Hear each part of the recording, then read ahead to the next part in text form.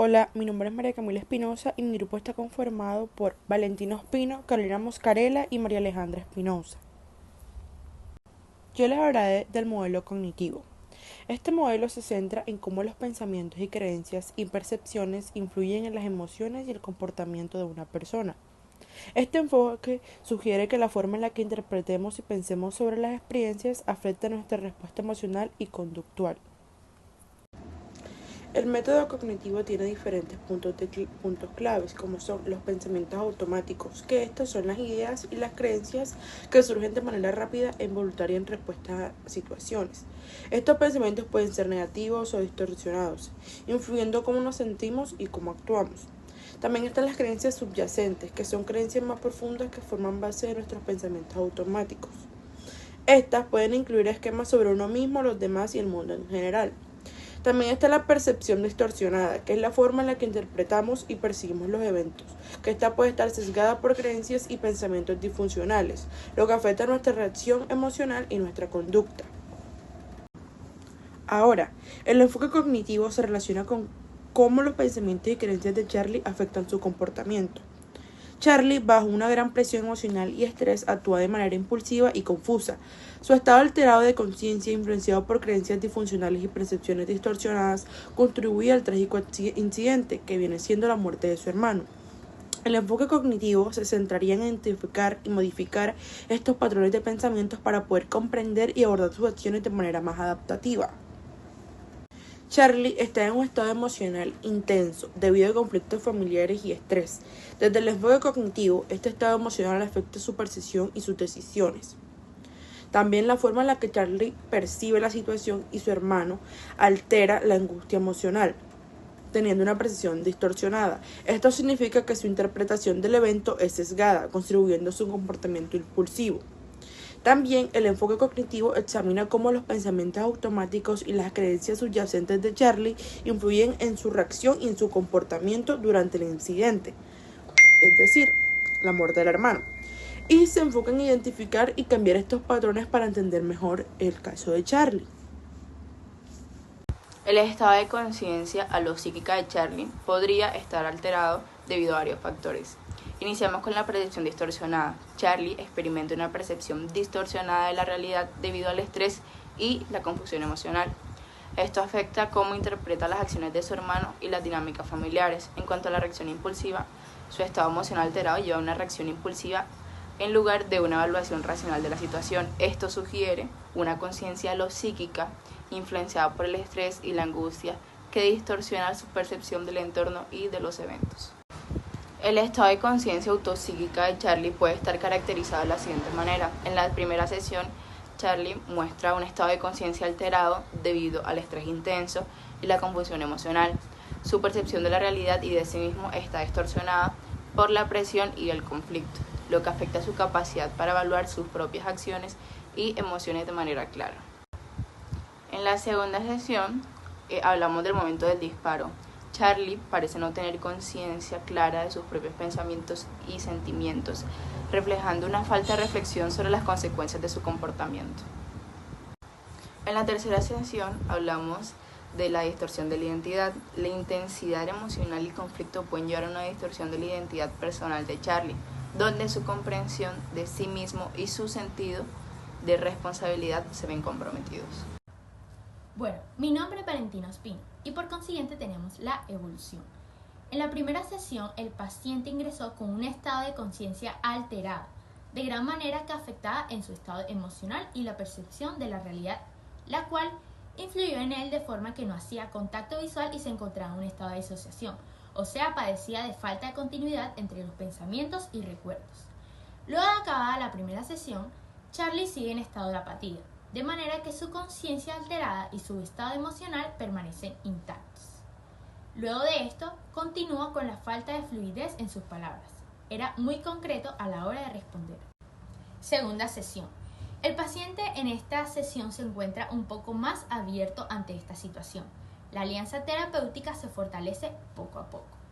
Durante esta misma se observa un avance en él, ya que accede a describir lo que sucedió esa noche del homicidio. Aunque a medida que hablaba, notamos un patrón de comportamiento en él. que en este caso es su apatía que refleja en su lenguaje corporal y en las respuestas a las preguntas que se le realizaban. Por ello decidimos colocar a prueba un test de sociopatía, el cual respondió efectivamente. Tercera sesión. El paciente se muestra vulnerable ante la situación en este tercer encuentro. Como psicólogas decidimos manipular el avance del caso y la historia de todo este homicidio, con el fin de que Charlie entrara en estado de confianza y confesara la realidad. Y finalmente así fue. Confesó que había sido él quien recargó el arma del homicidio. Hola, mi nombre es Carolina y yo estaré diciéndoles las preguntas lineales y circulares que tenemos. Voy a comenzar con las lineales. La primera es, ¿qué te llevó a tomar esa decisión, Charlie? Como segunda tenemos, ¿cómo te sentiste después de haber cometido el acto? Como tercera pregunta tenemos, ¿te afectó de alguna manera el hecho de que tu padre fuera a prisión por el acto que tú cometiste? Como cuarta pregunta tenemos, ¿realmente te consideras responsable del acto cometido? Como quinta pregunta tenemos, ¿te has encontrado en otras situaciones en las cuales has tenido deseos similares? Y si es así, ¿cómo las has manejado? Como sexta pregunta tenemos, ¿qué era lo que estabas pensando exactamente cuando decidiste acabar con la vida de tu hermano? Como séptima pregunta tenemos, ¿llegaste a pensar en las consecuencias que te iba a traer el acto cometido tanto a corto como a largo plazo antes de llevarlo a cabo? Como octava pregunta tenemos, ¿realmente consideras que tienes sentimientos de odio hacia ti mismo, como mencionaste en el capítulo 8 de la temporada 4? Como novena pregunta tenemos, ¿qué tanta seguridad tenías de cometer este acto contra tu hermano?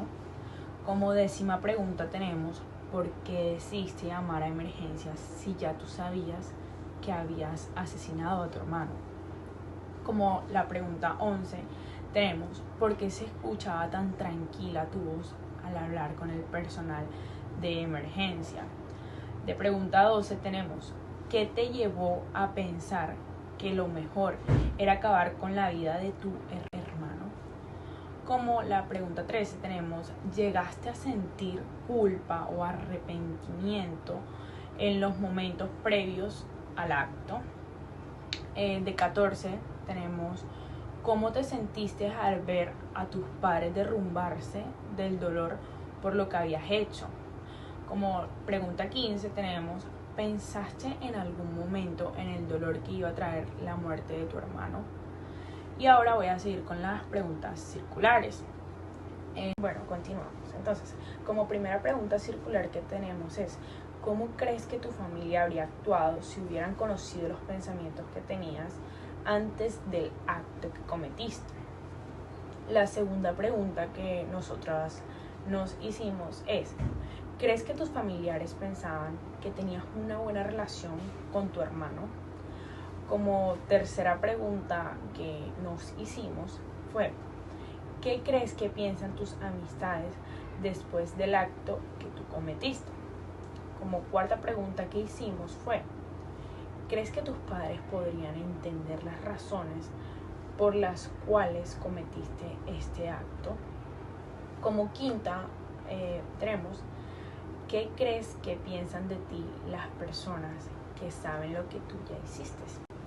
De sexta pregunta tenemos, ¿crees que tus padres tomarán acciones para mejorar tu salud mental? Como séptima tenemos, ¿piensas que tus familiares ahora te tienen miedo o tienen miedo de ti? De octava pregunta fue, ¿crees que tu hermano podría imaginar que estabas pensando en asesinarlo? Como novena pregunta tenemos, ¿cómo piensas que tus familiares describirían ese proceso mental antes de cometer este acto contra tu hermano? De pregunta décima tenemos, ¿crees que tus familiares piensan que sientes culpa o quizás arrepentimiento? Como pregunta 11 pusimos, ¿crees que tus padres cambian su forma de ser contigo? contigo o van a cambiar su forma de ser contigo. Como pregunta 12 tenemos, ¿piensas que tu hermano no sospechó nada en ningún momento después de ver que sus padres no habían llegado a casa cuando tú fingiste escucharlos llegar? En el capítulo 8. Como pregunta 13 escogimos, ¿crees que tu hermano no sospechaba que ya habías intentado descubrir la combinación de la caja fuerte con anterioridad? Como pregunta 14 hicimos, ¿crees que tus padres te veían como una buena persona antes de tú cometer este acto? Y por último, como 15, escogimos, ¿piensas que tu hermano alguna vez sospechó de las intenciones que tenías contra él?